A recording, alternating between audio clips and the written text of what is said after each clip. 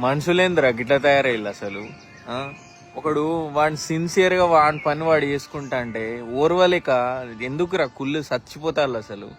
వాడు మొత్తం ఆగం కావాలి, నాశనం కావాలి, వాడు మొత్తం కింద పడిపోవాలని గిట్లా కోరుకుంటాలేంద్రా. ఏమొస్తాందిరా అసలు మీకు ఇట్లా కోరుకుంటే ఏమొస్తుంది? అరే మీ లెక్క మేము తాత అయ్య వాళ్ళ సంపాదన మీద, ఆస్తులు ల్యాండ్ల మీద బతకట్లేదురా. అన్ని వంచి పని చేస్తాను. ఒకటి గుర్తుపెట్టుకో, తెల్లారు లేస్తే సూర్యుని చూస్తాం, సాయంత్రం అయితే చంద్రుడిని చూస్తాం. అప్పుడప్పుడు గాలి వానల వల్ల, వర్షాల వల్ల ఈ రెండు రాకపోవచ్చు, బట్ మళ్ళీ తెల్లారైతే ఆ రెండు వస్తాయి.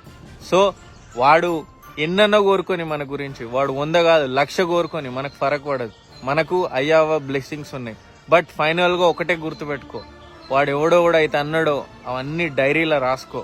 వాడు ఒక రోజు మనకి తెలవాలి, అరే నేను ఆ రోజు వాడిని ఎందుకన్నా, వాడిని గురించి ఎందుకు కోరుకున్నా అనేది భయపడాలి వాడు ఆ రోజు. అదే మైండ్ లో పెట్టుకొని సీరియస్ గా ముందుకు పో. ఒక రోజు వస్తుంది పక్కా. Wait for that day. That's all for today. Bye.